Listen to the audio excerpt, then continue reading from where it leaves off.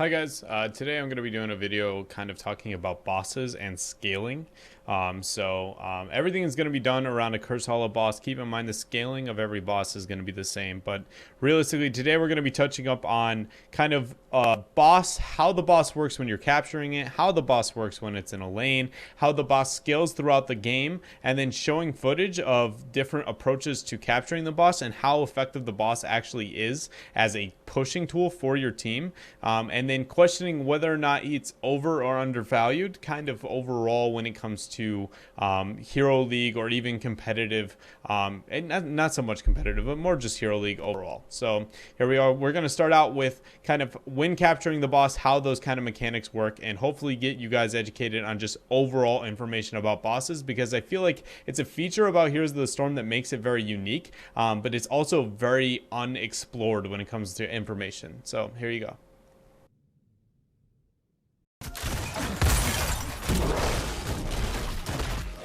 3 seconds into the fight, boss is going to put his hands up and draw a circle around him. Everything in that circle after 2-second cast time will be stunned for a short period of time. This is phase 1, the slam phase, and it can only happen roughly every 10 seconds with some variation. Immediately after the first slam phase, you fall into the root phase. You'll draw a circle on the ground, and anybody standing within that will be rooted for 3 seconds. After the second slam phase, it actually has a little bit more time to be able to dodge the root, but it always goes slam, root, slam, root.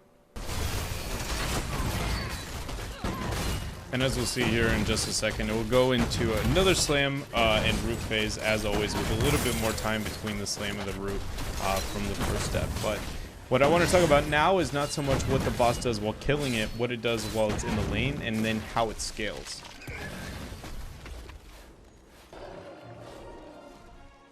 Much like the capturing phase, the golem has a slam phase and root phase in lane as well. The slam phase, which you can see triggered here, is triggered by having more than 2 minions in a structure within the slam range. The slam may also be procced by having 2 heroes within its slam range. The slam has a 10-second cooldown and hits for roughly 2 auto attacks worth of damage. The root phase is targeted at minions to help clear for the golem, and it will also help gain value out of the slam by removing unwanted minions that may proc the slam. You can see here, as it tries to take out the fort, it will actually use its root again to try and remove 2 of the minions, but because it misses it, it actually forces a slam out of the golem, possibly hindering its total DPS. Okay, so now we move on to the main reason that I made this video. The scaling of bosses and just the scaling of, honestly, every merc in the game and how it works. This is where things get weird. Also, a big thanks to Tickle Me Osmo for helping me gain these stats, guys. This video wouldn't be possible without him, so thank you. Alright guys, so now the interesting part. Everything in Heroes of the Storm scales at 0-0. So what I mean by that is that in every minute of the game, once the timer up above hits 0-0, as long as the mercenary camp is not aggroed, it will then gain a new scaling. So the new scaling is essentially that it will be doing a different amount of health and a different amount of damage when you're trying to kill it and when it's pushing in your favor. So at every 0-0, it essentially fights for you at that mark. So it's crucial that I use the word unaggroed, because the minute you aggro a camp, it kind of snapshots what the actual health and damage of the mercenary was at that exact time. And no matter what, if you aggro it, as long as it doesn't drop aggro, it doesn't matter when you capture it, anything else, it will be the exact same health damage that it was when you aggroed the camp as to when you capture it. So if you aggro a camp at 2 minutes, you kill it at 3 minutes, and you don't capture it till 4, it's still a 2-minute camp. And that's really crucial to keep in mind here. So here is our beautiful graph. What is this, Dread? All right, so this is essentially the mercenary version is the uncaptured version of boss. So that's the blue line as we see right here. And so then we have the red line up above as well, which is going to be the captured version of a boss. And so whip-de-freaking-do, it scales. I mean, there's nothing crazy about this at all. It's very, very self-explanatory, expected within a video game. So this is the scaling of the damage, and this is going to be the scaling of the health. And there's nothing too outstanding of these things at all, except there is a little bit that I want to be touching up on here. That's an interesting point that I think is very, very not well known by almost anybody when it comes to Heroes of the Storm. So as we see the linear scaling here, one by one going up, but you see a small bump here in the rate at which it scales, and it keeps going and going, and then again you see a bump, and this bump is in 5-minute increments until we hit to the 20-minute mark, and then we no longer see this bump here, right? And so what this means is that if you are to wait, we'll go through the numbers actually here. So excuse me, that is not what I'm looking for. All right, so here's some of the data here that have been collected. Not all of this is like 100% like crazy calculated, but a large portion of it is here. So we're going to see that the boss is scaling. The captured version of the boss here, its health is going to increase by 600 until it hits this minute threshold, which would be 6 minutes. And then at 6 minutes now, the boss, for every 0-0 mark it reaches, so 7, 8, 9, 10, it's going to gain 900. The minute it hits 11 minutes exact, it will start scaling at 12. And so on and so forth. And this is it happens both with attack damage and when it comes to the health of the boss. So we see that these increments happen everywhere, and they stop scaling at the 21-minute mark. It says 20 on this graph. I apologize, that's actually 1 minute off. It technically happens at markers 6, 11, 16, and 21 that everything starts scaling a little bit different. So whipty freaking do. Why do I care, Dread? So number one is that anytime you're in a situation where you have the opportunity to start a merc camp after the 0-0 mark, it always is going to be a winning situation for you. That little advantage that gains you is not that impressive on almost any level. It's decent, it is notable, but really, is it going to win you the game? Definitely not. But when it comes to bosses, this is a little bit of a different story. So because bosses scale at such high numbers and what they're able to do, that waiting for that 0-0 mark is actually something that's really notable, especially when you see kind of those gaps at 15 to 16 and then those gaps at kind of 20 to 21. They become a significantly stronger boss. And so looking at Cursed Hollow here, we're going to be looking at what does a boss between a 15 and 16 minute mark, what really can it get? So we're going to be removing all the minions and everything else. We're going to see how good is a boss, because constantly I watch in Hero League and even on a competitive level, people are so worried about bosses, right? And not considering what they actually get to be able to get done. And realistically, they're probably one of the most overhyped things about this game. Is they just think that all of a sudden a boss is going to be able to be what ends the game, and that is anywhere but the case. And so with this kind of data and this kind of understanding the scaling and everything else, I'm going to kind of present to you guys a little bit of information to be like, how good is a boss really? And my answer is probably going to be like, not that impressive, but it is notable. The 0-0 scaling and abusing it is something that I think you will see on the professional level in the near future. Okay, so here we're going to be looking at what is a 15-minute boss versus a 16-minute boss. It's going to be going to the lane, smacking everything. I tried to time the essentially I'm defending the minions, so the boss is pushing completely on its own. And I also tried to time it to where they do everything perfectly. Here you'll see me zone out the minions. There we go.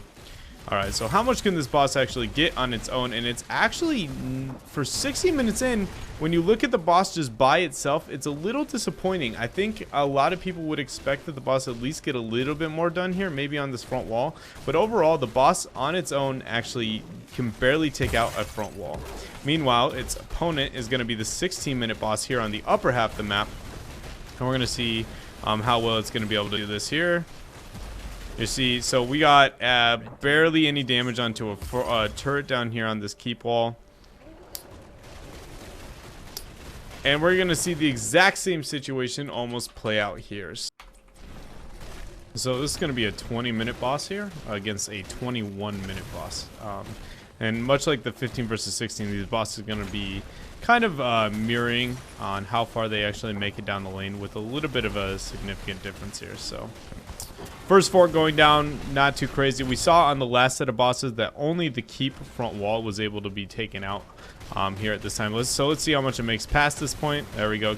So it's already beating those by a large margin, already taking out another turret. Proceeding to move in here, take out the well. And getting a quarter done onto the keep. So now the 21-minute boss, keep in mind they have a little bit better scaling on this boss. So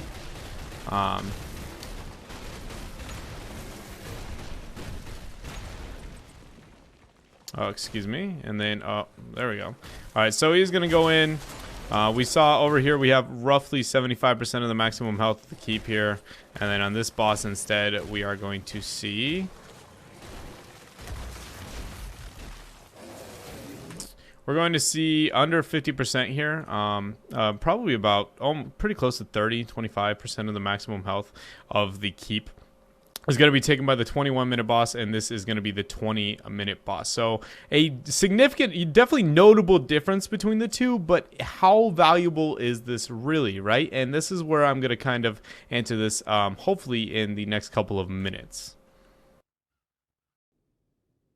All right, and so now the difference between these two, between those bosses, is essentially not as impressive as maybe this graph had shown, or maybe as I had hyped it, or just in the top of your head how far that boss probably would have gone. And a lot of that came down to the lack of minions. I think the minions are one of the most underestimated things when it comes to sieging with the boss, and I think kind of showing it without the boss, or without the minions behind it, kind of shows that the boss on his own is actually not too impressive.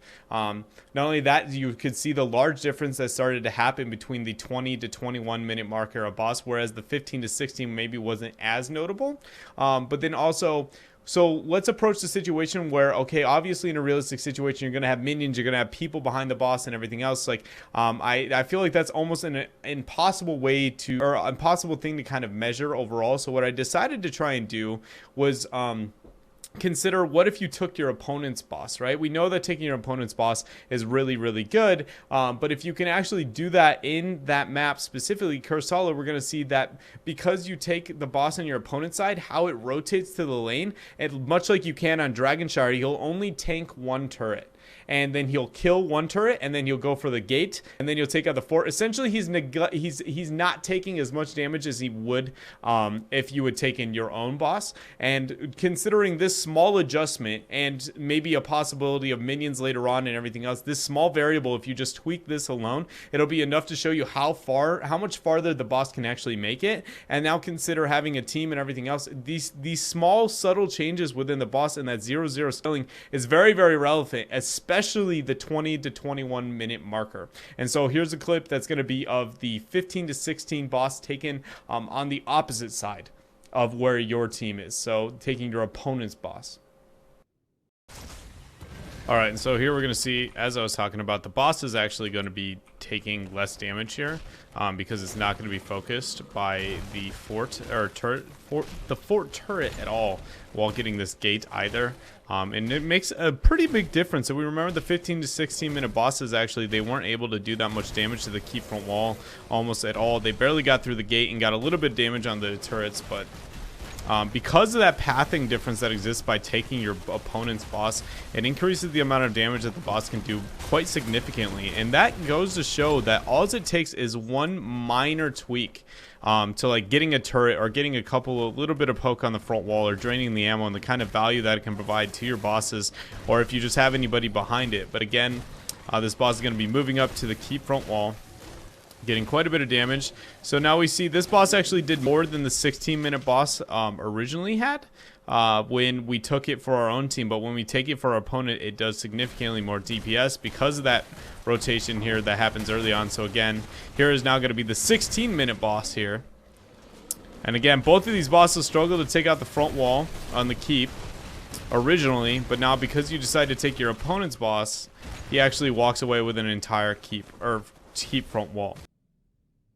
And so with that, I'm going to ask you guys, how good is a boss? I think overall, it's one of the most overrated kind of things when it comes to Heroes of the Storm. It absolutely is going to be a win condition on certain maps like Cursed Hollow, but overall, it's just when people look at the boss itself, I feel like they very much think that, oh man, 9-minute boss is going to be the end of the game. It's a boss. I mean, it's named a boss, but seriously, we just saw how the bosses on their own are actually rather weak, and if you're able to capitalize anywhere else on the map and the boss isn't able to do and is essentially just pushing on its own, it'll gain little to no value in most situations compared to where everybody is like worried that it's going to be suddenly the end of the game. So Those are going to be things to be looking at here, and keep in mind 0-0 scaling as well. When you are going to be taking a boss, try to wait it out till the next 0-0 mark if you have the opportunity to. Obviously, don't be willing to lose the game in that matter, but I think you'll see on a competitive level, people, if they have the time, will wait for the 0-0 just to get that little bit more out of their boss, especially if it comes around that 5-minute bracket increment. But that is something that recently I just kind of learned, and I kind of nerded out a little bit about, and I wanted to kind of present to you guys in a video. So hopefully you guys learned something about bosses. I plan on doing probably another boss when I get more towards the foundation and educational videos that I want to be doing in the future. But until then, I hope you guys learned something, and hopefully you stay tuned for the next video. And I guess I'll leave you guys with that, and go fast and take chances.